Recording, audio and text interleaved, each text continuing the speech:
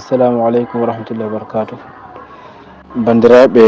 yeɗoɓe chaine men Pulaar Arab, on calminama on juuram, on ñaganama Allah moƴƴere.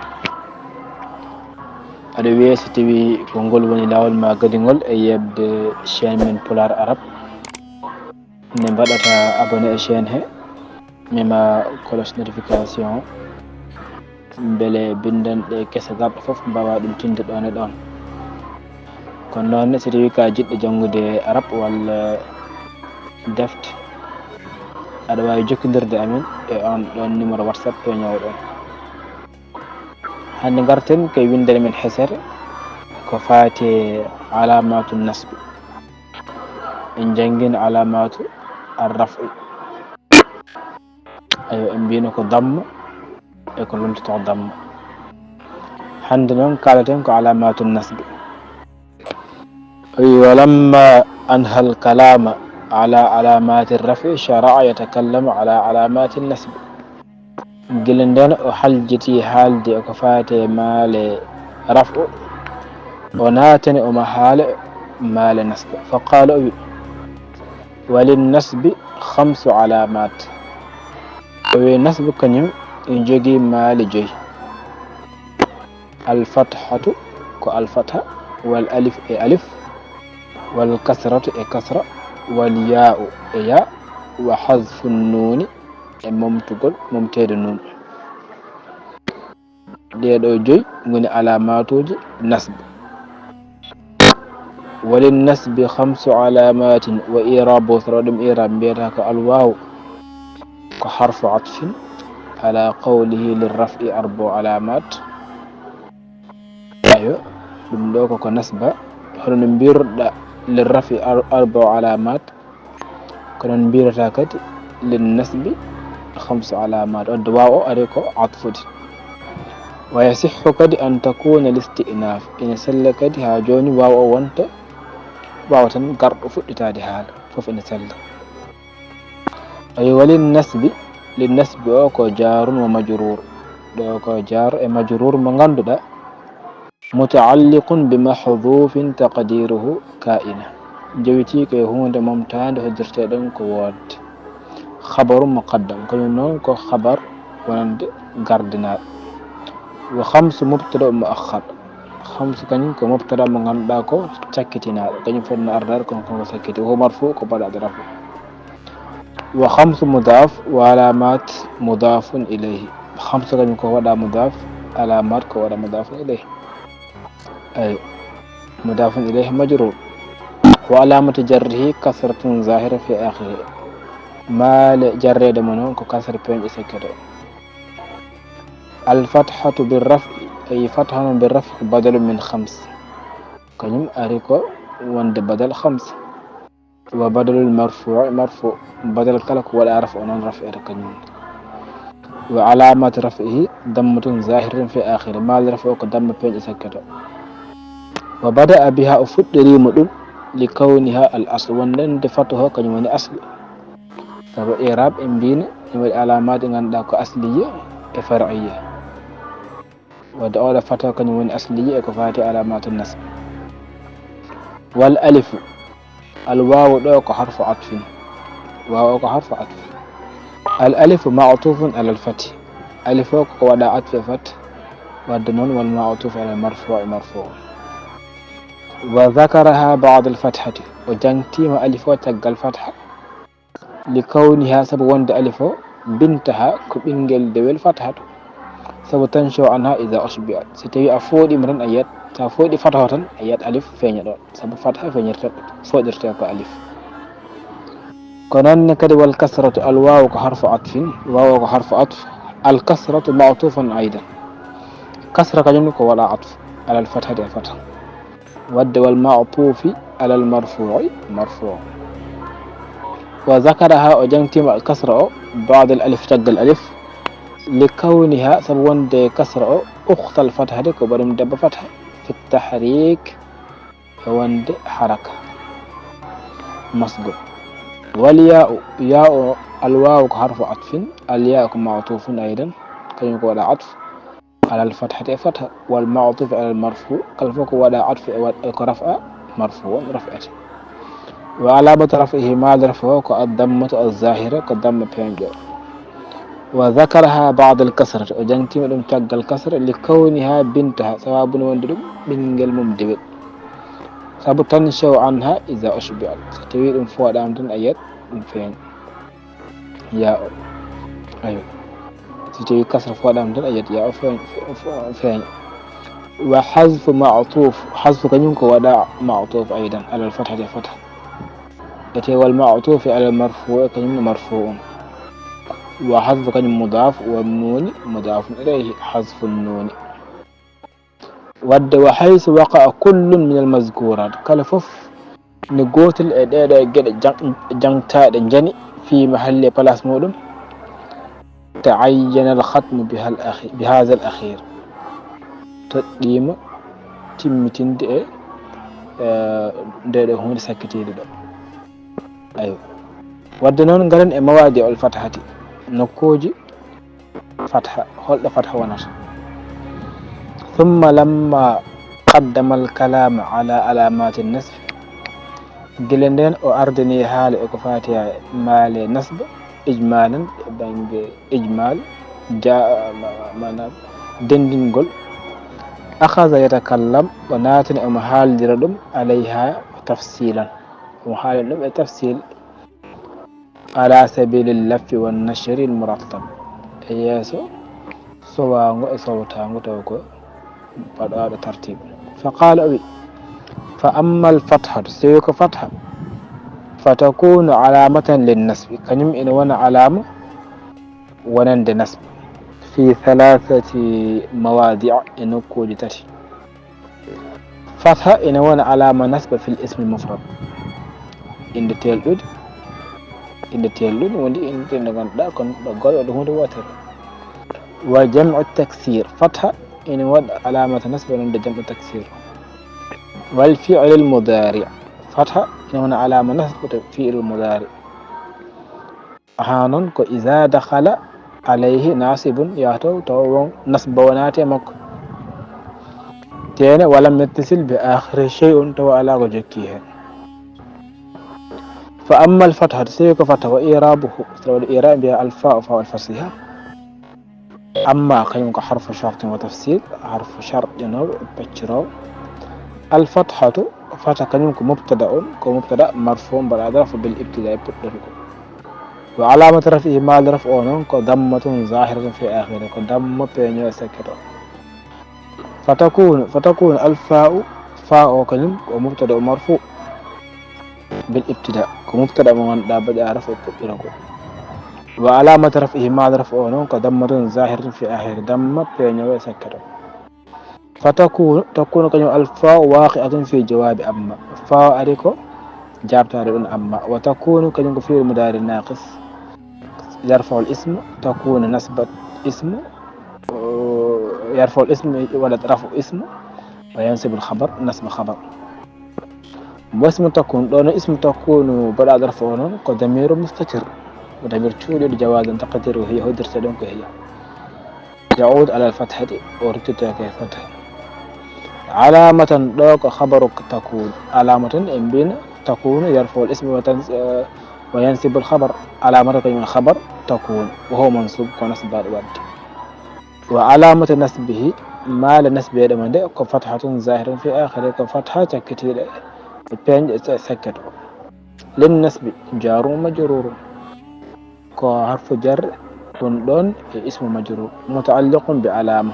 جوتيك علامة والجملة من تكون واسمها وخبرها في محل رفع الخبر مبتدأ جملة نون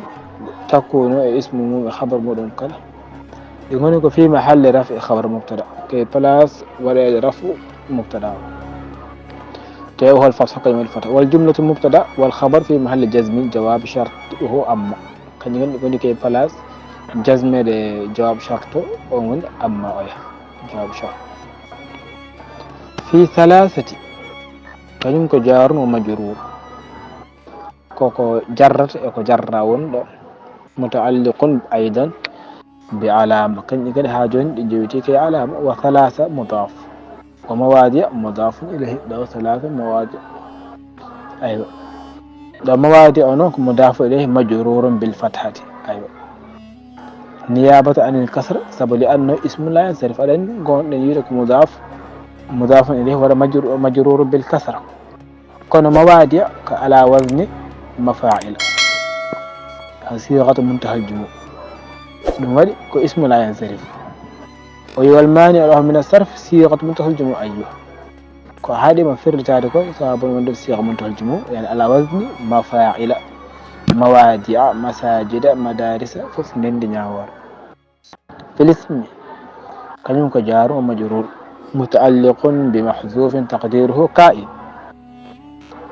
اسم كلمة جار ومجرور بيشير محذوف هنا ممتعن تقديره كائن. بدل من ثلاث بدل بعض من كل كلمة بدل يجي كيوال سبو دو وني كيوال تكتير دو يجو. المفرد نعت الاسم كي يكون نعت ونند اسم ونعت المجرور نون مجرور. وجمع معطوف على الاسم جمع كيونك ولا عطف اسم والمعطوف على المجرور مجرور كرفك ولا اسم جرى جرد. وجمع مضاف والتكسير كيون مضاف إليه مجرور تكسير كيونك ولا إضافة جمع كيونك مجرور ولا بجره كسرة ظاهرة في آخره. والفعل معطوف أيضا على الاسم فعل كيونك ولا عطف اسمه والمعطوف على المجرور حاجون مجرور. المضارع والفعل المضارع نعت للفعل كنعت ونند فعل وصفة ونند فعل فعل وانا ماضي وانا امر كنك الفعل المضارع ود ونعت المجرور مجرور. إذا كلمة ظرف لما يستقبل من الزمان كظرف دوت تمر ونندك في أريد الزمان وجه خافت لشرطه منصوب بجوابه ووضع خفض جر شرطه نسب جوابه. دخل فعل ماض وعليه كلمة كجار مجرور عليه كجار مجرور على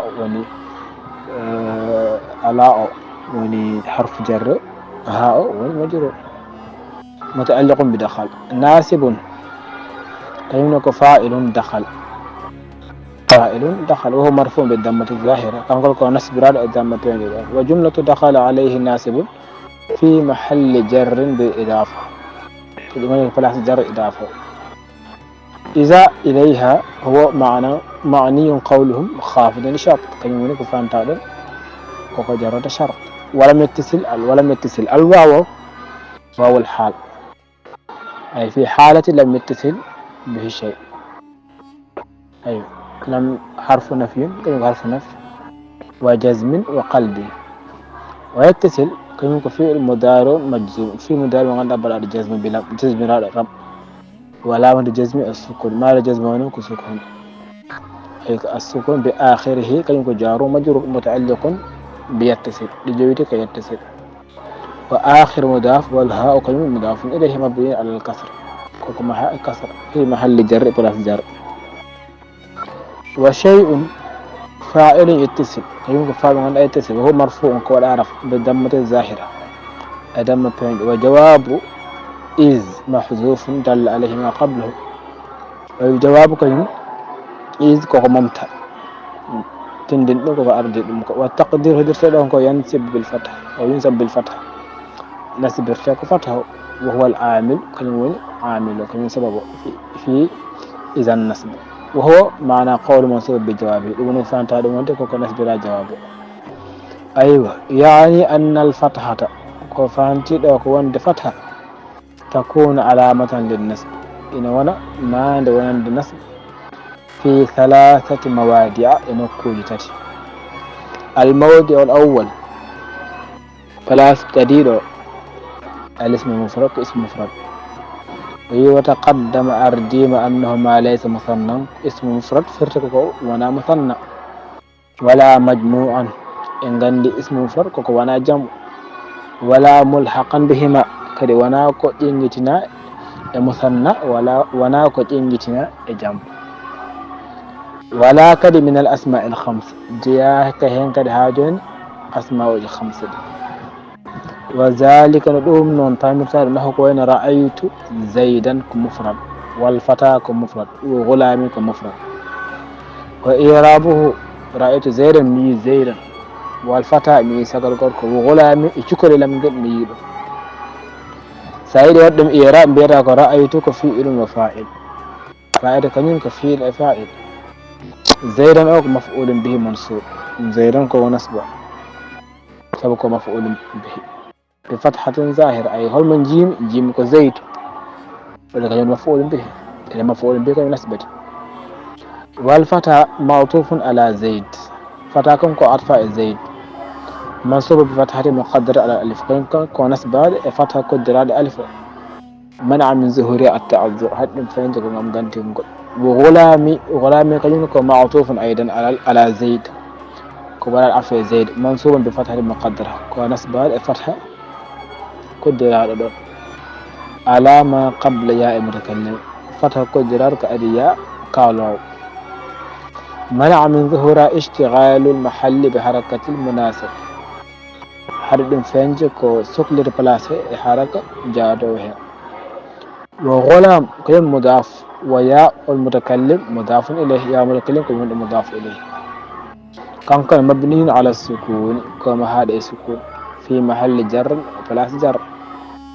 سبب لأنه اسم مبني فكان عند مهين لا يظهر فيه إعراب فانتهي والموضع الثاني نكت إميج كجمع التكسير هنا كدي علامة جمع التكسير وتقدم أنه ما تغير فيه بناء مفرده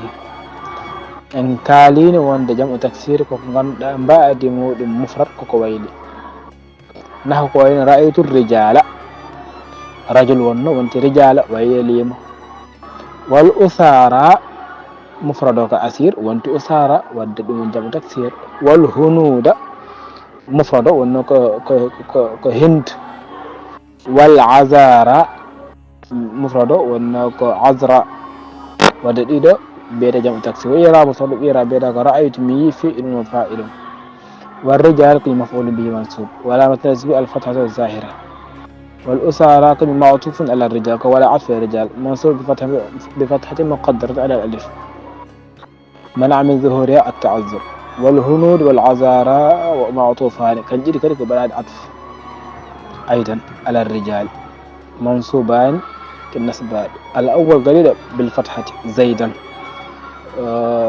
الرجال والنسب راك فتحة والثاني بالفتحة المقدرة لميجونون كفتحة قدرة وني أسارة والموضع الثاني نكد ميجو تتبيجو كالفعل المضارع أيوه فتح إنوان علامة نسب فعل المضارع كون إذا دخل عليه ناسب ستي نسب وناتيها تي ولم يتصل بآخر شيء تسكت على فوق جكيه مما مر في علامات الرفع هنا تنكو يوتنا قال لي علامات الرفع نحو كوين لن أضرب زيدا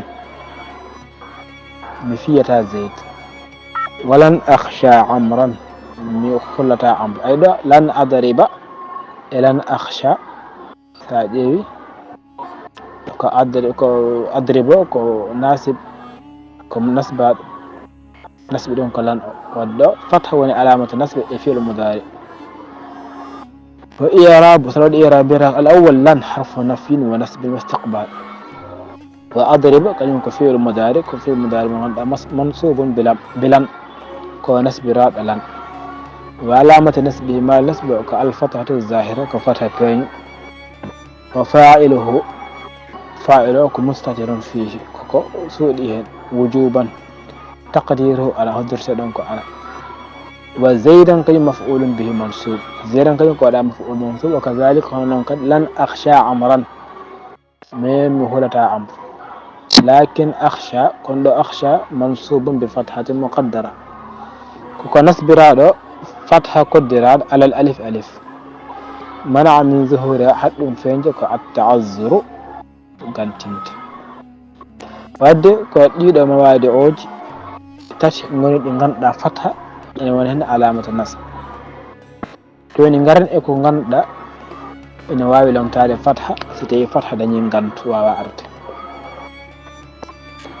niyabatul alifi anil fathati o wi alif ene wawi lomtade fatha ثم أخذ يتكلم حنقا تقلم أو نات حال على الألف ألف مقدما لها ومأردنا ندم على غيرها تنامج أردني ألف كدد لما علمته سبق غند أنها ألف بنت الفتحة كان بنجل دبل الفتحة سبسي فتحة فوق دعمة ألف ثانيت فقال أبي وأما الألف سيك ألف نون فتكون علامة للنسب كلمة إلى وند مال النسب في الأسماء الخمسة كأسماء خمسة له كوينة رأيت أباك أيضا أباك كو نسبرا ألف وأخاك وما أشبه ذلك كننده من الأسماء الخمسة وحماك وفاك وزامالي أيوة ما قدرت وأما الألف سيك ألف إيرابه الواو حرف عطف واو كلمة حرف عطف أو الاستئناف والأنبياء ضمت كل حال وعلى كونها للعطف كصابر وندد عطف يكون معطوفها الجملة بعدها على معطوف كجملة تقل وأما كلمة حرف شرط وتفسير أما كلمة حرف مغنى شرط إنه كبتشر والألف مبتدا مرفوع بالابتداء ألف كو مبتدا مغنى بدأ رفع درجة فتكون الفاء واقعة في جواب أما فاء أرضك جابتها أما وتكون فعل مضارع ناقص تكون كلمة فعل مضارع مغنى ناقص يرفع الاسم وينسب الخبر ورفع الاسم ونسب خبر هم من غير الآية واسمها نون إن تكون ضمير مستتر جواز تقديره هي ودرت هي يعود على الألف ردت ألف وعلامة كلمة خبر تكون كلمة خبر تكون منصوب مغنى نسبراد بالفتحة الظاهرة فتحة بحين وجملة تكون كونغل تكون واسمها عند مور وخبرها خبر مور ونك في محل رفع خبر مبتدا كبلاس رفع خبر مبتدا وهو الألف كلمة ألف وجملة المبتدا جملة مبتدا والخبر خبر في محل جزم دينوني كي بلاس جزم في جزم جواب الشرط وهو أما معنى جزم ومن داكو جواب شرط ون أما أيحكي من شرط للنسب جار مجرور متعلق بعلامة كلمة جار مجرور من جوتي كي علامة أيه في الأسماء كلمة جار مجرور متعلق أيضا بعلامة هاجون كم جوتي كي علامة الخمسة في الأسماء الخمسة لو كنعت للأسماء كنعت وننتي أسماء كيف نعت المجرور مجرور نحو بالرفع نحو كلمة بالرفع خبر لمبتدأ محذوف تقديره وذلك نحو كلمة خبر وانا لمبتدأ ممتاز قدرت لهم كمبتدأ ونحو ذلك نحو جون ذلك وممتاز حدد النحو خبر بل حدد وإعراب صدر إعراب بيراك الواو الاستئناف نعم أمتلك الحالة وذا كلمة اسم إشارة فإن جوفرت مبتدأ نعم مبتدأ مبني على السكون مهيل السكون في محل رفع بلاس رفع واللام ولام كلمة للبعد ذلك لام أنون للبعد نعم قطع أي أيتو دم لامو هل سما وانتكم من جدا إذا ولا ذاك أي الكاف كاف أنون كحرف خطاب كلمة كحرف نعم كال درجة ونحو كلمة كخبر ذا كلمة كخبر ذا مرفوع بالضمة بدر هذا رفع ضمة وبالنسب إن سلك نحو بيا نحو أي وانا مفعول لفعل محذوف تقديره لو هناك مفعول عند الفعل محذوف تقديره هدرت الأنكو أعني نحو أي فعل محذوف ومفعول به نحو أعني بانتيمي نحو فاهمي دون ناساق النحو لو يدم جزاك نحو فده إن سلم بها النحو سأخدر لهم هنا كلهم خبر إن سلك بها النحو سأخدر لهم هنا كلهم مفعول به إن دا أوغا فعل وممتا مبتدا وممتا أعني نحو وإيرابه صار الإيراب بيرك أعني كلمة كفيل مضارع كفيل مضارع مرفوع بعد رفع بالضمة المقدرة إذا مقدرة على الياء إذا ما نهدر كده منع من ظهورها الثقل مع الانفعال عندك تندين والفاعل فاعلك مستتر وكسودي وجوبا إبرك تقديره درسلونك أنا أيوة أنا أعني أنا نحو ونحو كلمة مفعول به منصوب نحوك مفعول به منصوب بالفتحة نسب راد فتحة الظاهرة بين ويجري هذان الوجهان ديرو جيتش ديدنان إن تشل على إن أدم باي وند أدم دوغ في كل لفظة أكل لفظ النحو فلا نطيل به مع كل لفظة إن جون تاكن كلا لفظ من غير بين النحو فلن إعراب نحو ولا نحو رأيت أباك وأخاك رأيت مي أباك وأخاك رأيت دوك فعل وفاعل أباك مفعول به منصوب وعلامة نصب الألف ما نسبك الألف نيابة عن الفتحة ألف أونن أردن لم ترك فتحة لأنه من الأسماء الخمسة سبو أباك أخاك خلنا ننجر من الرفع وإن ما ينوب عن الدم كل أسماء الخمسة وأبا مضاف والكاف مضاف إليه وهو لا إضافة في محل جر فلا جر وأخاك كين معطوف على أباك ولا عطف أباك منصوب بالألف نسب ألف أيضا وأخذ مضاف والكاف مضاف إليه في محل جر وما الواو كن عاطفة ما اسم موصول بمعنى الذي أي ما اسم موصول بمعنى الذي معطوف على أباك وهو لا عطف أباك مبني على السكون في محل نصب ما هي كسكون بلاس نصب أشبه فعل ماض وما أشبه ذلك أشبهه كفعل ماض وفاعله ضمير فاعل مود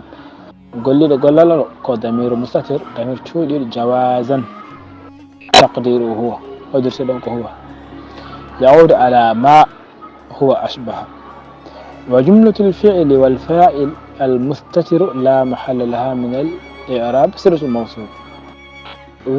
جملة فعل قصود كفوف فاعل تولي لا محل لها من الإعراب كنفوف ولا بلاس إعراب سب صلة الموصول أيوة ذلك زاؤك اسم إشارة مفعول به لأشبه اسم إشارة من مفعول به من أشبه فعل أيه مبني على السكون مهيد السكون في محل نصب بلاس نصب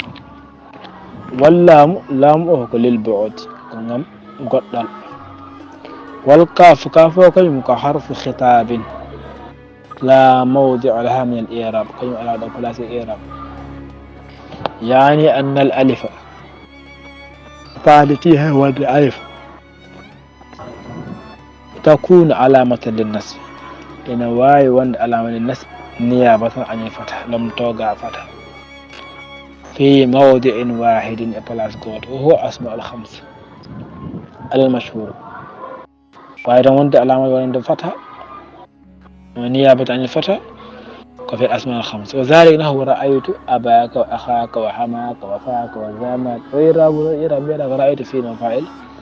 فأباك المفعول بمنصوب علامة النصب الألف نيابة عن الفتح لأنه من الأسماء الخمسة وأبا مضاف والكاف مضاف إليه في محل جر وما بعد ما عطف على هذا المنوال أيوه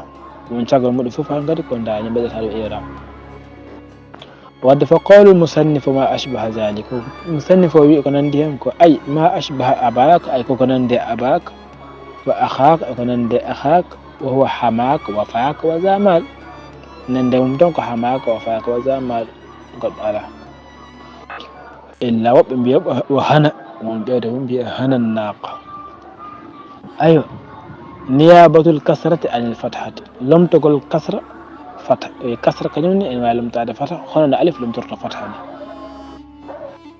ثم أخذ يتكلم على الكسرة تكلم أناز أم حال الكسرة فقال بي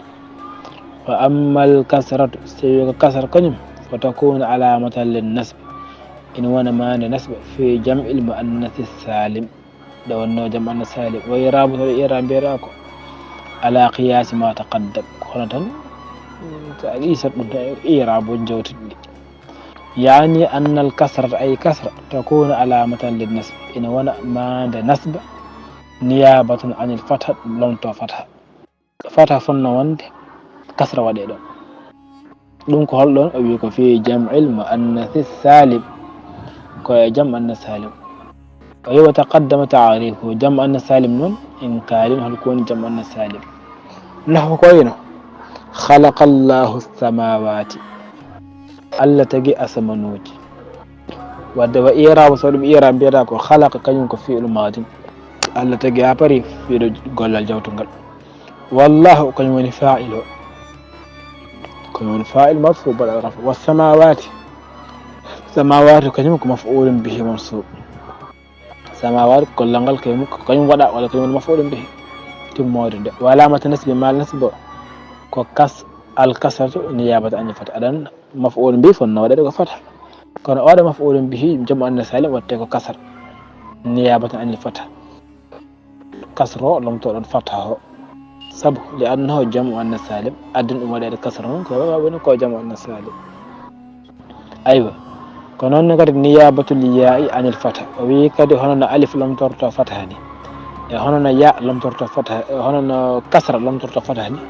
كونون ياء لم ترتفع فتح لما ثم أخذ يتكلم تقول أنات أمحار على الياء فقال أبي وأما الياء أي ياء كيمني فتكون علامة للنسب إن وانا ما نسب في التثنية والجمع لأن مثنى جمع ويرابه كما مر لأن إيراب نونكو هن يوتر نونيران جران كده جوننا يعني فرشك أن الياء أياء تكون علامة للنسب إن وانا ما نسب في موضعين إنكو جديد الموضع الأول إنكو جديد التثنية وني مثنى بمعنى المثنى نحو كوينو رأيت الزيدين زيداج دمي دمن مي زيداج أي دو المثنى وإيرابو سرد إيرام بيتاكو رأيت كنيم فعل وفاعل غلل غولي دو فندنت دون والزيدين زيدن كنيم كمفعول به منصوب مفعول به من غندا كو منصوب وعلامة نسب ما نسبه كالياء وكيا المفتوح بلا الفتح ما قبلها بلا الفتح من دار كو أرضي دمكو الزيدي داو كو ولا فتح ياء كو أرضي دمكو كو ولا فتح ون دال زيدي وهي المكسور ما بعدها يكون دا كو سكتي دمكو كو ولا كسر ون ني زيدي ني لأنه مثنى سببه كو مثنى والنون تعود على التنوين في الاسم المفرد والموضع الثاني نقد ميجو من غندا يا إن وردن علامة ورند فتحة كفي جمع المذكر السالم أيوة نحو كوين رأيت الزيدين مي زيدو جدي وإيرابو ترى إيران بيراك رأيت كنيم كفي المفاعل كنيم كفي الفاعل والزيدين زيدين كنيم مفعول به منصوب مفعول به من غندا نسبه وعلامة نسبه الياء ما نسبه ونون كيا المكسور من غندا كو بدا كسر كو غندا كو ارتي دون كو ودا كسر ما قبله المفتوح ما بعدها من غندا كو كون تاغال كو ودا فتح لانه جمع مذكر سالم سابون كو جمع مذكر سالم اي واطلق الجمع لكونه على حد المثنى اي نون وبلتي وحالي جم صابون وند جم دكتور مثنى فمتى ذكر بجانبه فالمراد به جمع ذكر سالم kala fof ɗum jangta muya ɗon tan ko jamu zakir salim ɗum noon jamu zakir salim taqaddama ta'rifuha en kaali holko woni jamu zakir salim أو نيابة حذف النون عن الفتحة أو هنا ألف ونرت لم ترت فتحة هنا كسر لم ترت فتحة هنا ياء لم ترت فتحة كنون كد النون ممتار نون لم ترت فتحة ثم أخذ يتكلم على حذف النون تكلم أنات ومحال ممتد النون وأما حذف النون ستوين كممتد النون فيكون علامة للنسب كلمة وانت ماد نسب في الأفعال التي رفعها بثبات النون في أولد غندا ستوي نون وني دون وجرت رفع ودن النون سممتام وانت نسب وأما حذف النون تيكم ممتد النون فيكون علامة للنسب إن هنا معنى نسب يراب ظاهر مما تقدم دم فيني أرتيكو واسم يكون دم مستتر يعود على حذف أيوة اسم يعود اسم يكون كضمير تودي رتبة بحذف وقوله في الأفعال ذاك جار ومجرور متعلق بعلامة التي ننكو اسم موصول نعت للأفعال اسم موصول من ده كصفة ونند أفعال الأفعال التي أيوة مبني على السكون ومحي كي سكون في محل جر بلاستر سبو نعت مجرور رفعها مبتدا مرفوع بالابتداء ورفع كي مضاف والهاء مضاف إليه في محل جر أي بالثبات جار ومجرور متعلق بمحذوف تقديره كائن في محل رفع خبر مبتدا وثبات كي مضاف والنون مضاف إليه مجرور وعلامة جره ما الجر الكسرة الظاهرة كسر بينج دون والجملة من المبتدا والخبر لا محل لها من الإعراب سلة الموصول وهو التي والعائد التي عائد الهاء من رفعها يعني فأنت دوك أن حذف النون أين ممتد النون يكون علامة للنسب كلمة إنواع وانت ما عند نسب نيابة عن الفتحة رمت فتح في الأفعال الخمسة في ألوج جيد نحو كوينه لن يفعل أدن لن يفعل ونوك يفعلان سابي يفعلان نون أو ونيدون رفع ثبوت النون كنت أساممتي مدونون وانتلوك نصب بحذف النون لن يفعل ولن تفعل بالتحتية والفوقية فتياء بدأ يا لس ولا دو يا ون تحتية ونياء فوقية ونتا ولن يفعلوا ولن تفعلوا بالتحتية والفوقية أي لن يفعلوا بمبدأته ولن تفعلوا أمبدأته ولن تفعلي أولأته عند بو ولا يكون إلا بالفوقية تفعلي هنا كالدر أن رفعي سل راس هنا وندو وإيراب لن يفعل سيد ودم إيراب بيرا كلن كحرف النفي ونسب واستقبال يفعل كيون كفيل مضارع منصوب بلن كفيل مضارع نسب راد لن وعلامة النسب ما نسب ونون كحذف النون كمتر النون أيوة نونو كممتع أيان يفعلان إذا يفعل يفعلون بلا يفعلون أي والألف فاعل لن تفعل بالفوقية مثله وإيراب ولن يفعلوا لن كحرف النفي ونسب واستقبال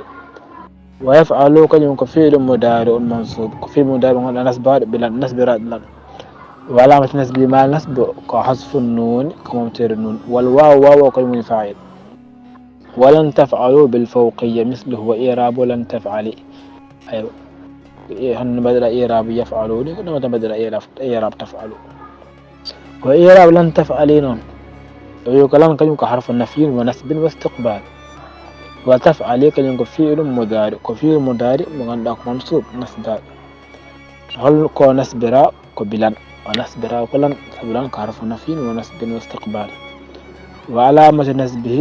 ما نسبه كحذف النون كممتر النون والياء فاعل ياء والفاعل wadde sa faami ɗum woni ko yewiti e an nasba e alamatuji muɗum ayo en mbi wonde nasba alama muɗum asli ko fatha kono noon sahaji fatha ene wawi wasde arde goɗɗum lomto ɗum ɗo ko wayno alif walla ko wayno kasra